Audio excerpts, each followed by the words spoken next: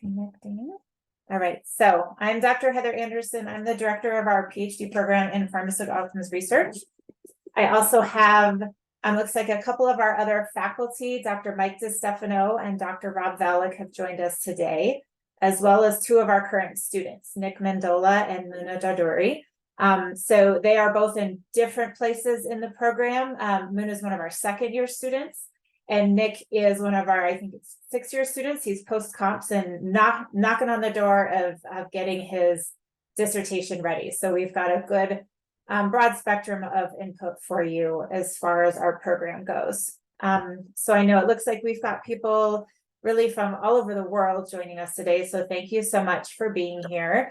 I do have a pretty brief PowerPoint presentation that really just walks us through our program.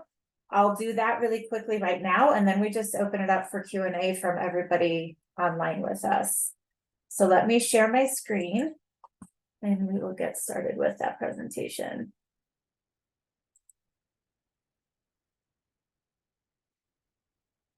Let's see if this is going to work. Oh, hold please, because you guys probably still see my note screen, don't you? Let's see. Let me do it this way.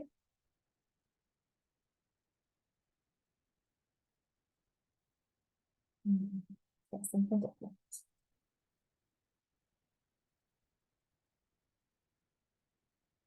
Okay, now do you see my slide? Yes, okay, I can see Mike and Nick nodding their heads. Okay, great, thank you. Okay, alrighty, so again, quick introduction and overview to our outcomes research PhD program. So first, a little bit about getting a PhD. I think most of, if not all of you really understand what's entailed in getting a Doctor of Philosophy degree. But what we're really looking for when we're looking at applicants is students that we feel comfortable are going to be able to demonstrate a few things. A proficiency in some broad subject of learning, ability to critically evaluate the work in this field, and in this field for us is pharmaceutical outcomes research, which is still fairly broad. Students that are going to have the ability to work independently in their chosen fields, and ultimately make an original contribution of significance to the advancement of knowledge. So keep that in mind as you really just contemplate getting a PhD in the first place. So an overview of our program, and we call it PHOR, Pharmaceutical Outcomes. We use this 4-letter acronym really because it also becomes the 4-letter code for our courses as well. So we use this just to be consistent. So if you see PHOR, that means Pharmaceutical Outcomes Research. So our overall goal is to prepare nationally competitive researchers that are going to be able to educate, serve, and lead team-based pharmaceutical outcomes research within the context of prescription drug use and policy. And we have 3 main components of our program, and these are each meant to be fairly broad, and they are pharmacoepidemiology, pharmacoeconomics, and then health and drug-related policy. And we really feel like the third, health and drug-related policy, is almost an umbrella over the prior two, because we really all deal with health and drug-related policy in our research.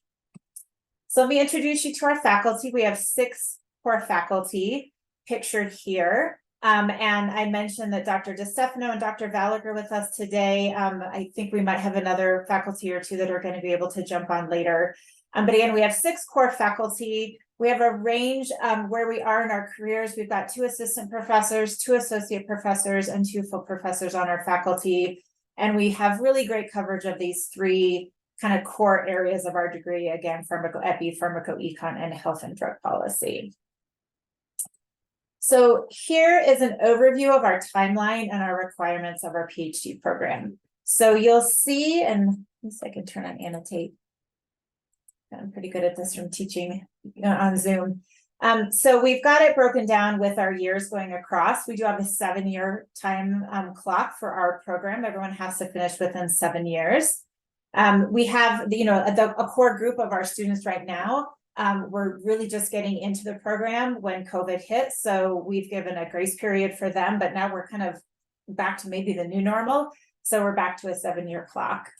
You'll see we've got some advising down here. We typically try to assign students to Our faculty, when they come in the door, I usually work with every student their first year, but then we try to identify other faculty that might be able to inform the classes that these students are going to take in year one. So you may have one or more advisors in year one. And then we start to try and switch it up a little bit so that you can meet other faculty, but also try to match you with faculty that are really going to help inform the courses that you take and the dissertation you might start developing. So you may have several advisors over the course of your time with us. And ultimately, by year 3 or 4, you will have identified your dissertation mentor, and that'll be the main person that you work with. We do have what we call our seminar. It's our graduate student seminar. It meets once a week, every semester. It's a 1-credit course. As many of our faculty attend as are able, and then all of our students, and it really fluctuates as far as what we talk about. Often it's a work in progress type of seminar where students are able to talk about projects that they're working on, things they need feedback. And then we also have required coursework and elective coursework. So those two together, seminar and required and elective coursework, really take up the first 3 years of your program. By the end of year 3, you're typically taking what we call the comprehensive exam, and then you're ready to focus only on your dissertation. So as far as exam and dissertation milestones, we have our preliminary exam at the end of year 1. And then we have a dissertation plan that's due at some point in the 2nd year of the program. By the end of the 3rd year, we have you take your comprehensive exam. This has to be after your required courses are taken and your dissertation plan has been approved. And then at some point in years 4 or 5, we have the dissertation defense. So I have years 6 and 7 more or less grayed out.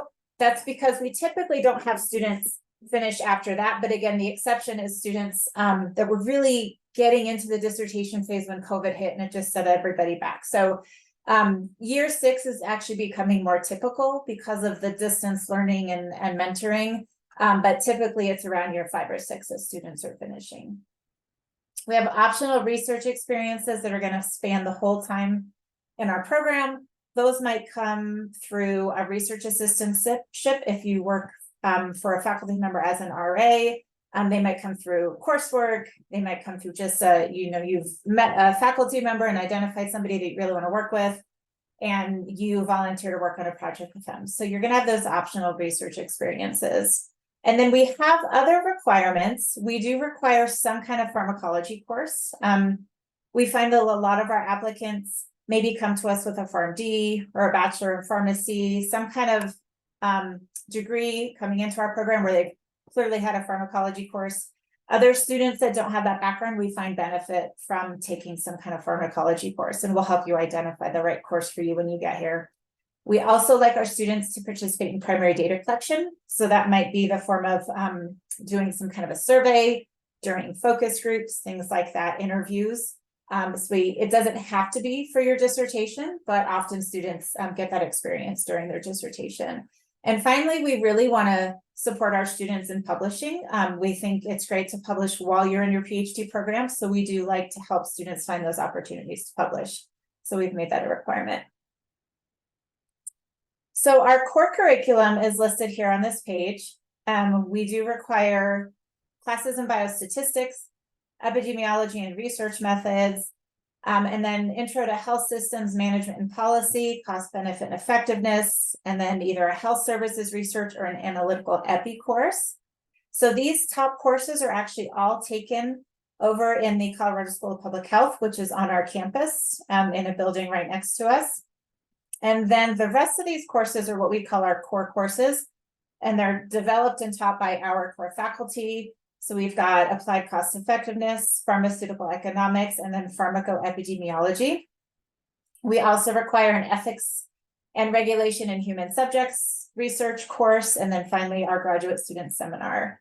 One thing you'll notice we don't have listed here are electives. We don't require a specific number of electives. What we found is that students very naturally find courses that they want to take to help fill in any gaps in their dissertation training, if you will. And often students also come to us having already taken some of these courses. So for example, if you've already taken epidemiology, rather than transfer those credits in, we would have you, or at least strongly encourage you, to find another course, what we call an elective course, to take in its place.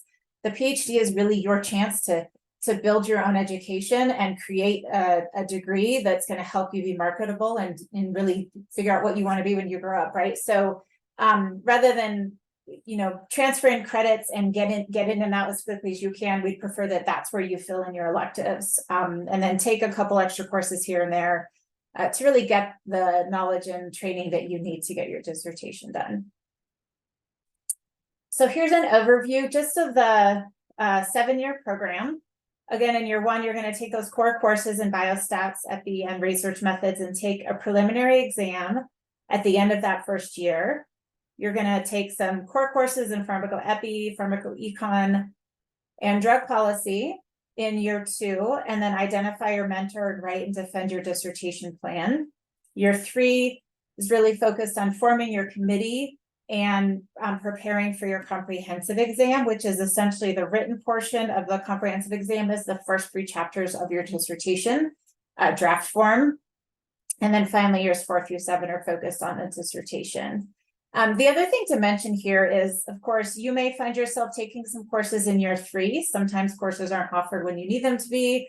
The timing doesn't work out, or maybe you identify during, year 2 that there are some courses you've missed that you really need to add. So of course you can be taking courses in year 3 if you need to, and that's not a problem. So let me talk quickly about funding opportunities for students. We do guarantee funding the first year of our program. It's usually in the form of a teaching assistantship. So our PhD students are TAs for our PharmD courses. So our school has a pretty large PharmD program. These are students getting their doctorate in pharmacy, and our faculty teach in that program. So our students are often TAs for the courses that we teach. So for example, Dr. Valak and I teach evidence-based medicine. And so every year we try to get one of our PhD students to be our TA. And the priority goes to first-year students. So usually when our students come in the door, that first year is when they're likely to be a TA. Sometimes we'll put students that have been in the program longer into a TA slot if it's just beneficial to them as far as their workload, allows them to focus sometimes more on their dissertation. It always also depends on funding. We also offer research assistantships. These are largely dependent on the faculty needs and the availability of their funding and the skills of the students. So we sometimes have what you might call a semi-competitive match process. If we have several students in a given year that maybe want to work with a certain faculty on a certain project, we might need to have them more or less apply for that RA position. In some years, it's just very obvious who will be matched with whom, and it works out pretty well that way. And finally, students are strongly encouraged to apply for predoctoral awards when they're eligible. So it's usually the 2nd or 3rd year of the program or when they're post-comps. We also recognize that a lot of the predoctoral awards that our students would be eligible for, or at least kind of match our program description and outcomes, unfortunately are only eligible for US citizens. And so we recognize that not all our students will be able to apply for those awards. But if they're able to, we strongly suggest that they do. So, to circle back to the funding being guaranteed for the first year only and then dependent on availability after that, I will say that one thing we take quite seriously when we're deciding how many students to take each year is our ability to fund them for the entirety of their program. I can't think of a time when we've had to tell a student, we don't have funding for you and you need to cover yourself. So we keep our program small. That's one of the reasons that we do it. We want to be able to fund all our students for their entire time in the program. We also just want to be a smaller program so we can give our students more one-on-one attention. So that is funding. I've listed our recent grads here.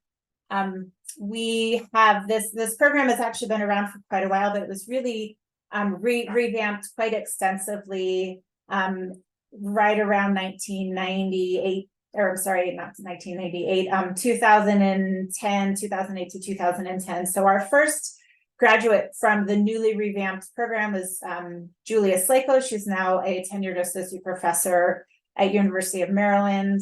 You'll see Dr. Brett McQueen is listed here. He is a current associate professor with us and is a graduate.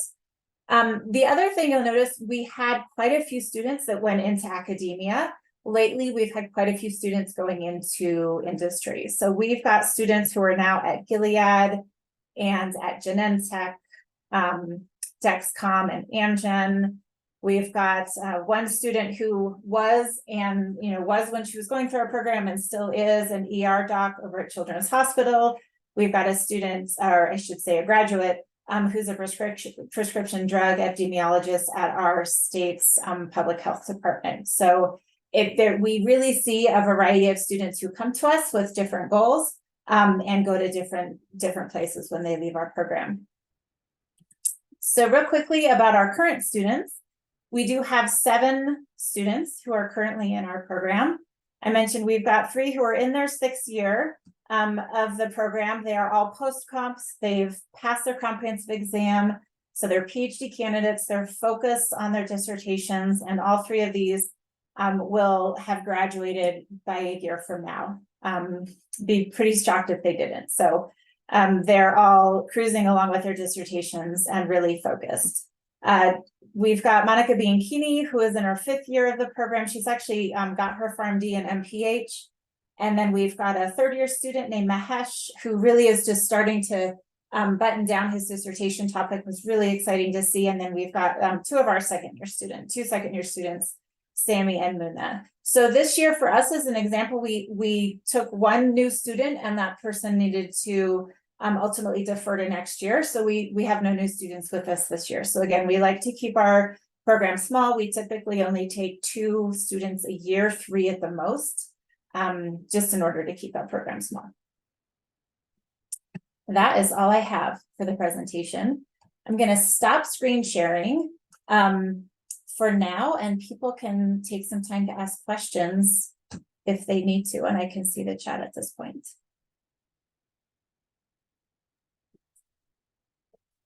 Hi, Dr. Anderson. Can I ask a question? Yes, of course.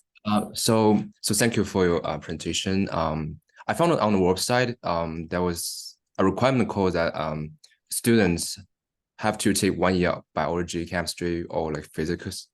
I wonder, is this a hard requirement, or like it can be flexible?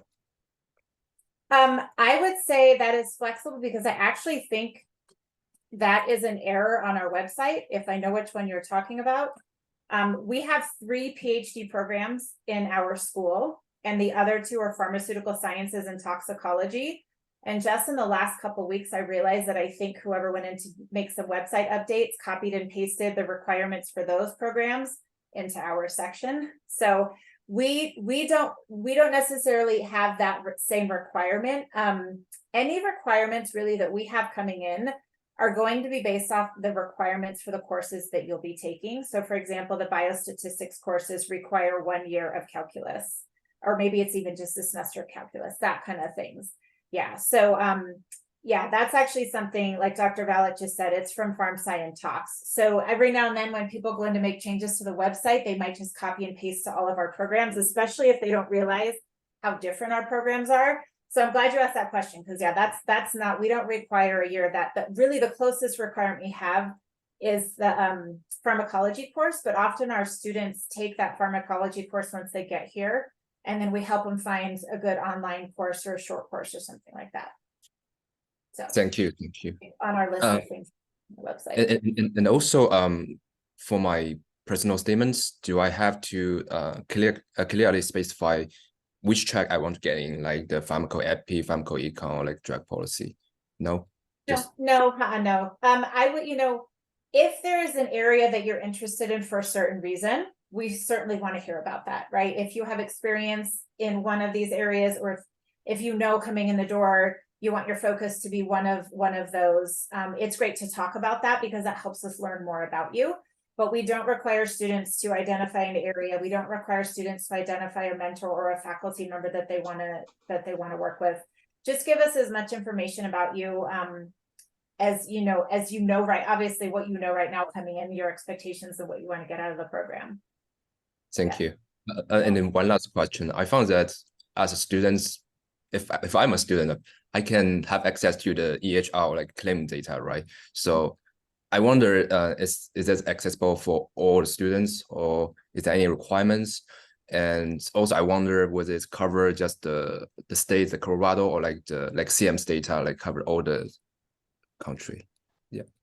So we do have, that's a great question. We have several data sources that we have access to and that our students have access to. So we purchase a nationally representative insurance claims database from a company called IQVIA. We've worked with those data for decades. Like you talked about, like we've worked with those lots of long time, right? And so yeah, so we have insurance claims database that our students have access to. Not only do they have access, but they're actually using it. They use it on our pharmacoepidemiology course. I believe they're using it in Dr. Kelly Anderson's course this semester, and I see Mona nodding her head. So, yep. We also have on our campus something called Health Data Compass, and it's essentially a data warehouse that houses electronic health record data for all of the patients in the UC Health System, so University of Colorado Health System.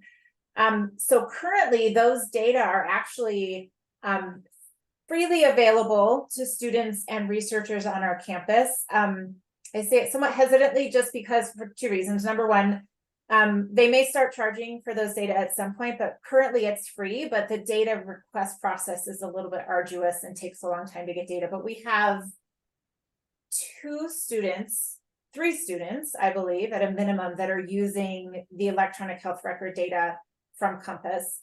That electronic health record data is actually merged with Colorado all-payer claims data for the UC Health patients who are in all-payer claims. And so, like for one of our students who's looking at multiple sclerosis treatment and incidence in Colorado, she has a data extract that is MS patients from UC Health that have also merged their data to all-payer claims data. And let's see, there was one other, we have a contract with Colorado Medicaid. So our students also do have access to the Colorado Medicaid data. It's the only extra step is the team at Colorado Medicaid wants to vet that research question and make sure the student has the right mentorship and is answering a question that is kind of mutually beneficial. So there's also access to that. Dr. Kelly Anderson, who couldn't be on our call today, she's unfortunately at jury duty. She has access to some great data sets, as does Dr. Kavita Nair. So one of our goals is to get data sets in-house that our students can access. And there are some restrictions on the access, but not many. It doesn't cost our students. So thank you so much. Yeah, one last question. Could you remember like how many students you will like admit this year? We typically take 2 to 3 students. 3 is our max. We've never taken more than 3 in a year that I'm not since I've been around, and I've been around for a while. We try to avoid taking only 1 student. Bringing in a cohort of 1 is not always the best. It worked really well the year we brought in 3 or 2. So we'll be taking, I would say, up to 2 new students in the fall, for the fall. Thank you. Thanks so much. Yeah, great question. You're welcome. There is a question in the chat. Can students from pharmaceutical sciences apply to this program? The pharmaceutical sciences degree is very, very different from our degree, which is why we're separate. So our school has a PhD in pharmaceutical sciences and a PhD in toxicology. They're both very, very different from pharmaceutical outcomes research. So while you could certainly apply, they're just very, very different degrees that lead to very different careers, in my opinion. I'm not sure if any other faculty or students want to chime in. I know our students get to know some of the pharm sci students very well, but the pharmaceutical sciences degree is very basic science, lab-based research, whereas our lab really is our data sets, right? The data that we get from electronic health records or Medicaid or Medicare or insurance claims, or that we collect through interviews and surveys. Just very different fields, if you will.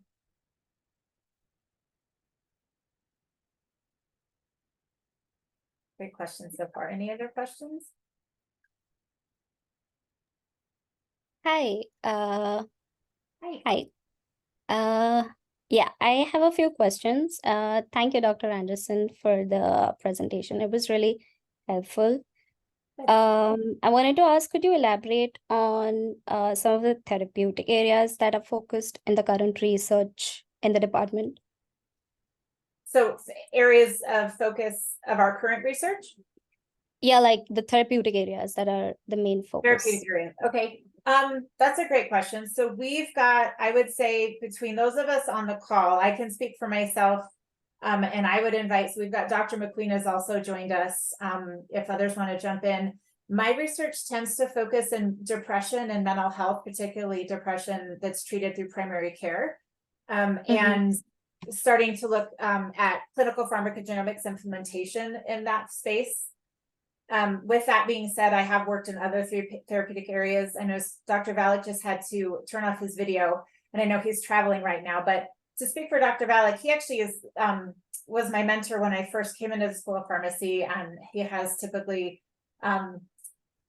really focused on that area, but now he's also really heavily in the opioid area. So I know, Dr. Valek, if you want to say anything about your current research. Sure, answer that question, sure. Yeah, mine is basically neuropsychiatric drug safety. So anything that affects the central nervous system and safety profile of those medications. So antidepressants, we've done some work in antipsychotics, mood stabilizers, those sorts of things. And the last maybe 8 or 10 years, a lot on opioids, addiction, medication-assisted treatment, and then a lot of the policy angles for those as well. So it's less pharmacology and that stuff, and a lot more on the policy side about how to try to affect the use of psychotropic drugs. Dr. McQueen or Stefano, do you want to chime in? Yeah, I think so. I don't usually work in one therapeutic area. That's what I do have an area in diabetes where I work in, and I have worked in really ever since my dissertation. So that's one application, but a lot of what we do are methods for paying for pharmaceuticals, and that really extends to multiple different disease areas and conditions. And so a lot of our work is not really specific to one disease area.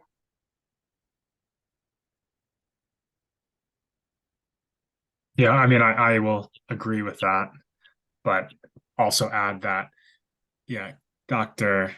Anderson, Kelly Anderson, does also do a lot of work in the diabetes space, particularly because there are, interesting policies that have been passed recently. So that links back to Dr. McQueen's point about us focusing often more on the policies, and then that brings us to the therapeutic area. Another example like that is Alzheimer's disease and related dementias. I've done some work in that area and possibly more in the future, pending grants. So, yeah. The one person, so Dr. Kavita Nair is not online with us.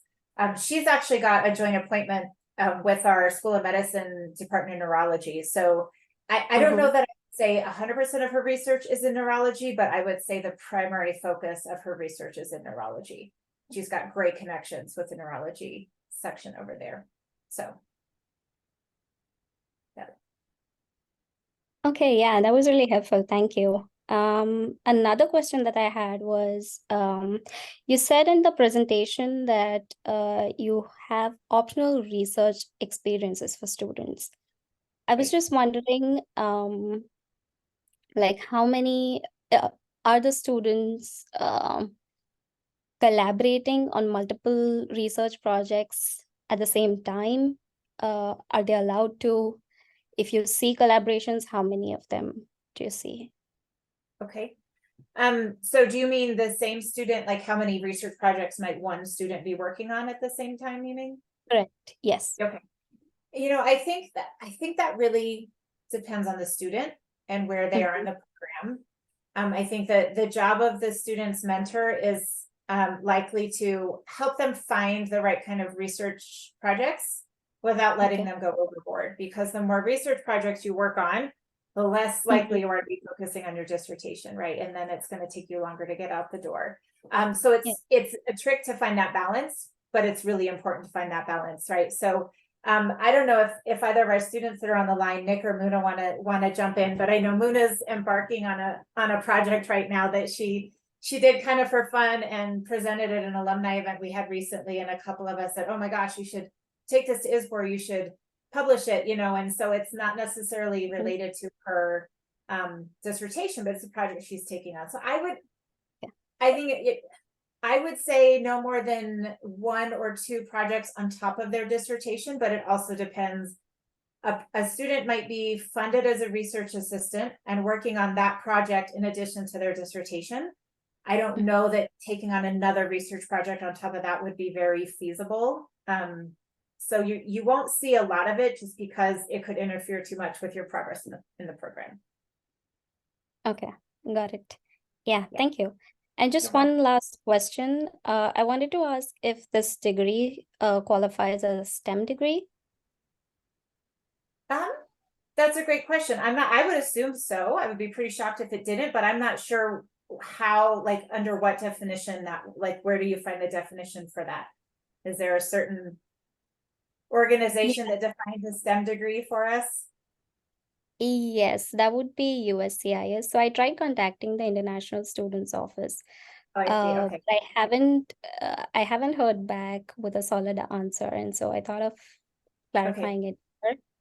I see what you're saying. Yeah. Muna looks like she has something to say, but I'm almost, I very rarely say I'm 100% positive about everything, but I'm almost positive it does for that purpose. Yes. Yeah, I think I'm sure that it qualifies as a STEM degree. I know this because as an international student, you actually go through the process of this qualification, and I'm assuming you're asking for future opportunities of OPT or CPT work related to STEM. And yeah, so it is qualified as a STEM degree, yes. Yeah. Okay, thank you so much. Yeah, under that context, I can agree, because I feel like I actually had to help somebody justify that. So yeah, and Dr. Alex nodding his head. So yes.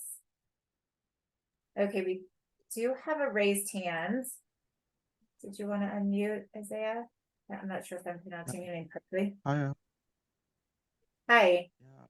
Yeah. So my question is about the research areas of the faculty. Let's say, for instance, a student has some publication about a different research area, totally different from the research area of the faculties currently.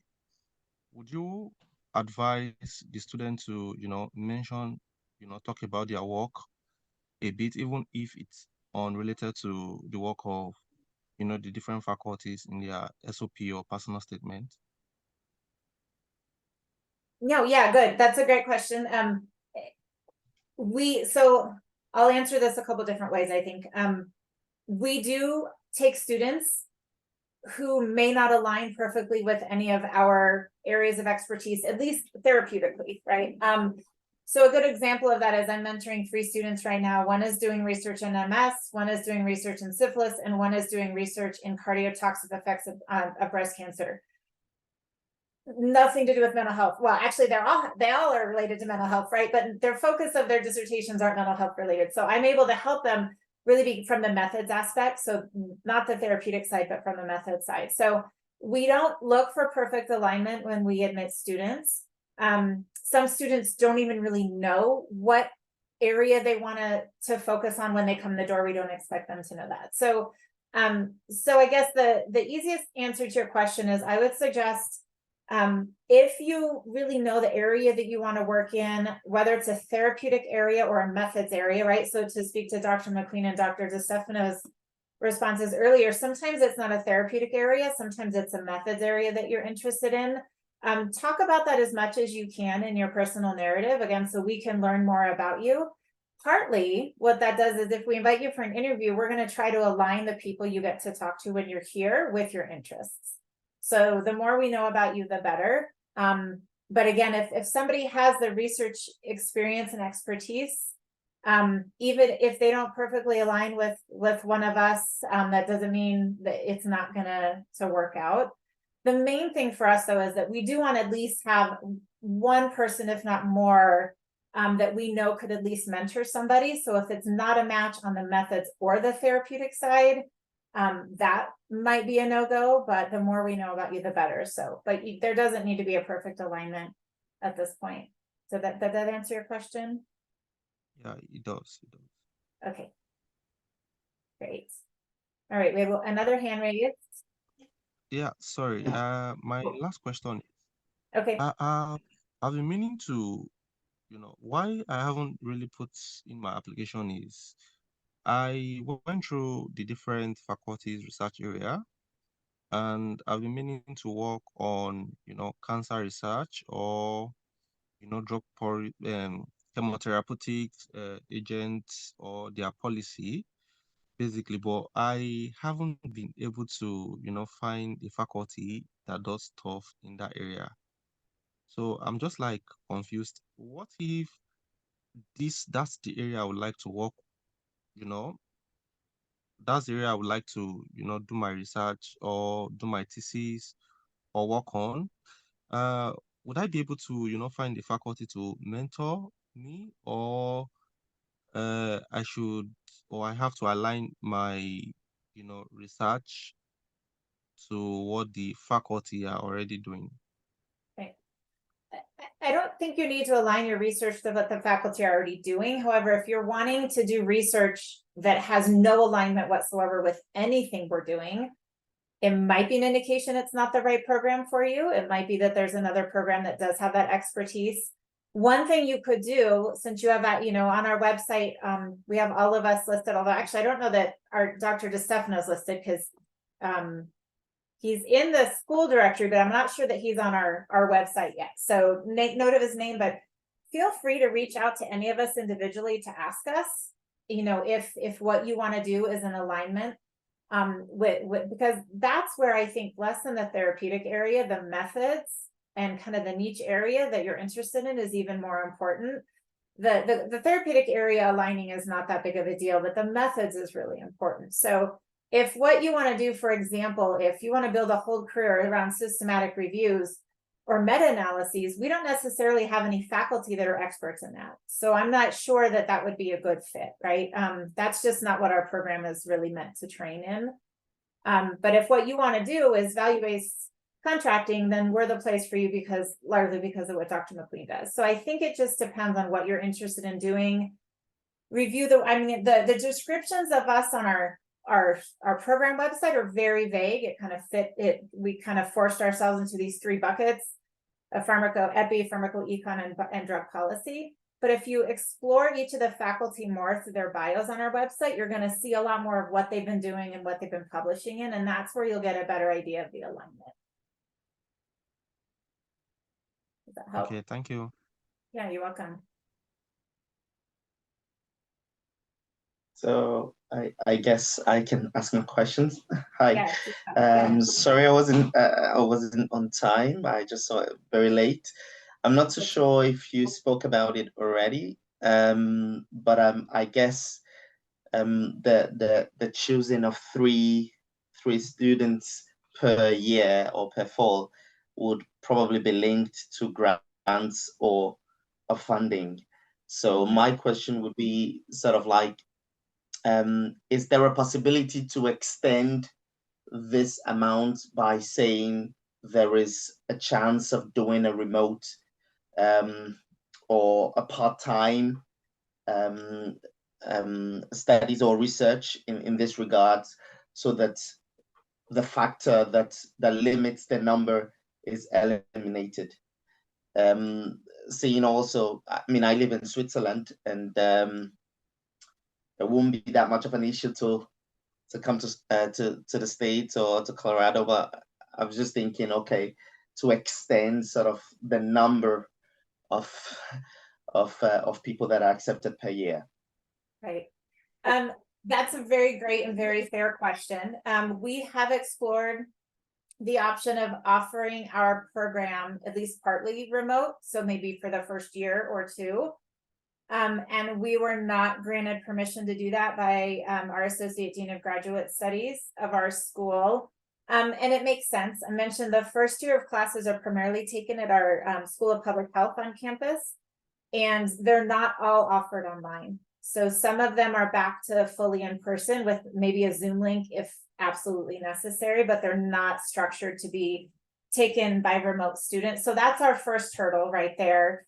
And so I think ultimately, you know, we do have a student that is essentially part-time. Where that does get tricky is in order to be funded by our school, you have to be a full-time student. So our only part-time students are funding themselves. And the reason they're part-time is also the reason they can fund themselves, right? So he works full-time as a data analyst locally. So he's not receiving funding from us. But it also means since he works full-time, he's not able to be a full-time student. So he's more than, for sure, more than half. But so I think the unfortunate answer to your question is we haven't figured out how to deliver our program remotely. And so really the number of students we take is tied to two things, the funding, as you pointed out, but also our ability to mentor students. That's another deal breaker for us. We don't want to take too many students because as you see, there's only 6 of us on our faculty, and we would be doing a huge disservice to our students if we took too many students and we're not able to mentor them. So it's kind of a double edge. So, yeah. Okay. Thank you very much for that answer. I think I sort of have a follow-up question as well in this regard. So the idea definitely would be if it totally makes sense if you're doing a remote or if you're doing a part-time that you would sort of like take up the funding, which would be sort of like what I was thinking as well. If it comes to that I would obviously take over the funding. I think in POR we have that special possibility of being able to do as much as possible remotely because it's not full basic science per se. So given that, would there then be a possibility if that is covered or if that is taken care of, that okay, yeah, well, there is a possibility to do a part-time because you would be working and you can cover the funding, or the funding can be covered by the company you are working with? Right. Yes, I think it's a possibility. I think it becomes a little trickier logistically, because I believe the time, I'm not sure how being part-time impacts the time clock just because we don't have many part-time students. But I believe the time clock still stays at 7 years, potentially 8. But it would be more feasible if you weren't accepting funding. So that is something we could talk more about. I would have to explore a little bit how we could, so our program is technically part of the graduate school. And so a lot of times some rules we have to follow theirs and others we set within ourselves. So the part-time might be something I need to go to the grad school about, but it's a great question. I wouldn't close the door on that option necessarily. If it was in person, but part-time, that might be feasible without funding. Again, making sure we have mentorship for you is the other big thing. Yeah. All right. Thank you very much. I still do have a question. In Europe, we follow the Bologna system. So we have like the bachelor's degree and then afterwards we have the master's degree. So I happen to have a bachelor's degree and a master's degree and an MBA as well. And work as a safety pharmacovigilance manager. So my question would be, is there any possibility to have some courses pending that it lines up with your courses to be dispensed from them, and thereby reducing this 7-8 years you spoke about, instead of then eventually, due to the part-time, extending it and then having it sort of like 7 or 8 years eventually? Is there a possibility like that, or we shouldn't even think about it? I don't know that I'm following. Do you mean courses that you've already taken counting to the program? Yes. So like courses that have been taken, because I guess in the States you have, from the bachelor's you can go into the graduate program. Right. And Right. in Europe, we have the masters, the bachelor's and the masters, and then the PhD or the graduate program eventually is just 3 to 4 years then. So Right. that's why I'm asking if there is like a possibility then for some courses pending their line that will be Yeah. dispensed from there. Yeah. So we do allow transfer of courses. There's a limit. This is governed by the graduate program or the graduate school. There is a limit to the number of credits students can transfer and the timing. So I think it has to be within 7 years, but don't quote me on that. So you have to have taken the course within a certain amount of time. We have to be able to, like you say, align it with a specific course that we have. But the short answer to your question is yes, transferring courses is possible. It might be more complicated when it's not a US course, but I wouldn't say it's not possible. But you know, I think for our PhD program, we really encourage students, rather than just transfer in a bunch of courses and get in and out quickly, the whole point of the PhD is really to be able to tailor it to what you need to do and get that additional training. So if you can transfer in most of your courses and only take 3 courses with us and get a PhD, you're not really doing much with it, right? So yeah, so I think if there are a couple of courses like biostatistics or epidemiology that, you know, that transfer in, yeah, those are much more feasible. And then we'd encourage you to maybe take some additional elective courses to round it out so you really build the PhD you want to build, so you can, you know, do what you need to do when you leave it. Yeah. All right. Thank you very much. I have no further questions. Okay. You're welcome. Let's see, we have another question. Recognition of prior learning for somebody with a relevant degree in health economics and public health. Yeah, I mean, quite a few of our students come to us with an MPH, Master of Science in epidemiology, economics, things like that. And again, I think that it's very similar to my last response. You can very likely transfer in the epidemiology course, right? Epi 101, health economics, health systems management, things like that. We could transfer some of those credits, but what we would likely do is say, you can take these other credits instead, right? So take a more advanced epidemiology course or a more advanced health economics course. You know, one really great thing about our system is we have, I think it's maybe been a while, but some of our students might take an econ course downtown campus. Technically, our students could drive up to Boulder and take a graduate course up there if they wanted, if they found one that was a good fit. So we really encourage students, rather than just transfer all those credits in, what that allows you to do is skip those entry-level courses that you've taken and take other PhD level courses in their place. But so that's kind of the form of recognition, is you can skip those courses you've already had, maybe transfer. I mean, we had some students transfer some credits in just to help out, but then really look for those courses that you haven't taken yet. For example, you know, survival analysis. We have a whole class in survival analysis in the biostats department over in our School of Public Health. So I'd much rather see a student who's going to use that method in their dissertation take that course in place of a course they've already taken. If that makes sense.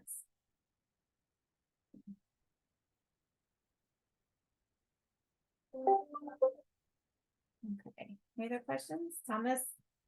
Yes, I do have a question if you don't mind. Thank you for the presentation. It was very helpful.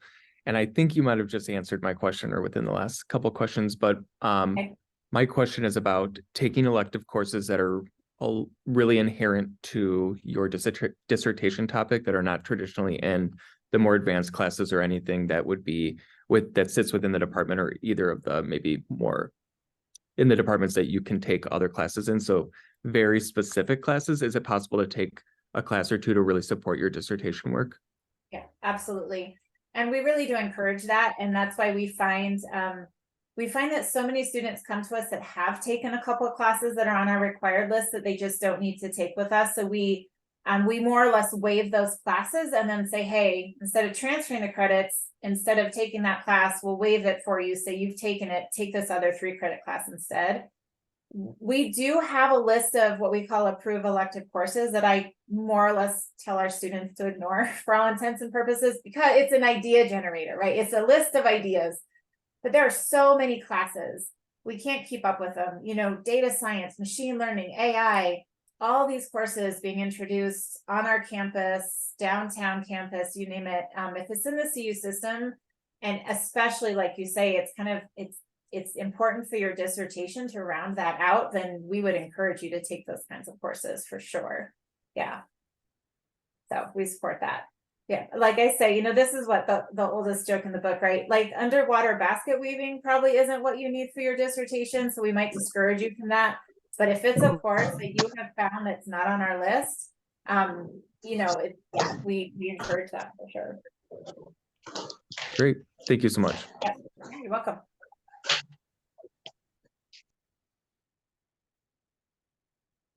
All right. Great questions.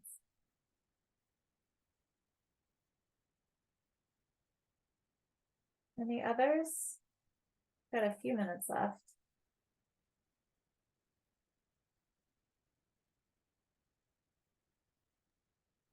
Maybe we can ask an extra question. Of course, yeah.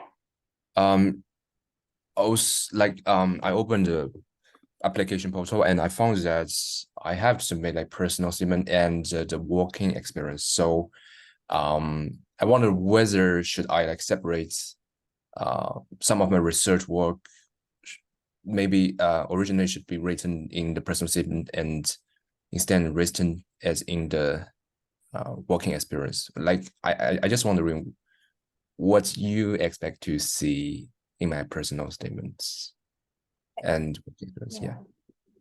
I think if you split out your experience into your working statement and didn't put in your personal statement, we'll still see it. The way the applications come to us, we actually have our program administrator usually just pulls everything together and puts it into a PDF for us. And in fact, she usually puts the working statement, I think, right after the personal statement. So it almost looks like one written document. And so we won't miss that. So I don't want, you don't have to redo anything. We'll find that for sure. Yeah, so I wouldn't worry about that. I think that, you know, the personal statement, you know, what we're looking for overall from your application is, number one, why do you want a PhD and why do you want it from our group, right? Why is this PhD do you think is a good fit for you anyway? And what kind of experience do you have that you think, you know, shows that you're probably a good candidate for the PhD program that we have? So those are the main things. And, you know, a lot of times we even see, you know, quite personal stories about why students are drawn to this area and why they want to study what they want to study. And sometimes they've got actual experience doing it, and other times it's just a passion. Then they, you know, they haven't gotten the right experience yet, and that's fine too. So if you can capture that between those two areas, the personal statement and the work experience, we'll see all of it once it's pulled together. Thanks so much. Thank you. Yeah, welcome.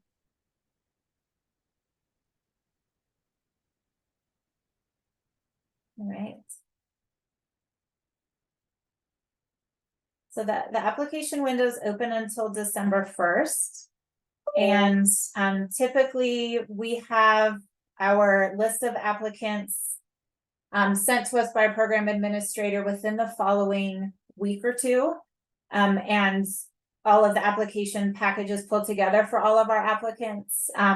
Usually before we take off for our winter break, our campus is kind of closed, and, you know, we're all on vacation from like the week between Christmas and New Year's. And so what we usually try to do is at least touch base with each other, the 6 faculty members, before we scatter, to get a feel for, do you have what you need to review? If we're able to review applications before then, we do. Otherwise, we do it as soon as we get back. We are targeting, I believe it's the first weekend of February for interviews. So our goal this year is to have that decision made about who we're inviting for interviews pretty early in January. So we give people time to decide if they want to come for an interview and get those arrangements made. So, and I guess kind of my way of saying we are doing in-person interviews this year. After a COVID mandated break, obviously we got back to in-person interviews this last just a year ago. And so we will be able to bring, I think usually 5 or 6 people out for in-person interviews. We might do a round of virtual interviews first. But you should hopefully be hearing from us sometime that first week or two of January. That's our goal. Yes. Yeah, and our students, Muna and Nick, are wonderful resources for people curious about the program. So I could sit here and talk your ear off all day and tell you all the logistics, but our students are probably who you want to hear from.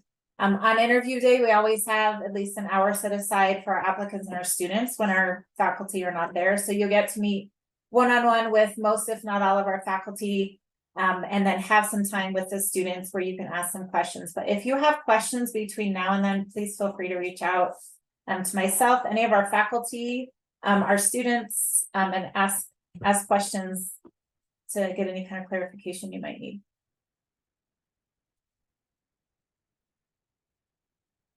Great. All right, well, thank you everybody so much. If you think of any other questions, please go ahead and send me or anybody else on the team an email. We're happy to help. We will post, I believe this webinar link will be posted later if you ever want to go back and watch it again, and especially that first part with the slides, you could watch that part again. So great, but I thank you all for your interest in our program, and hopefully we'll see you again soon. Thank you. Bye. Thank you. Bye-bye. Thank you. Bye. Thank you. Thank you. Thank you. Thank you.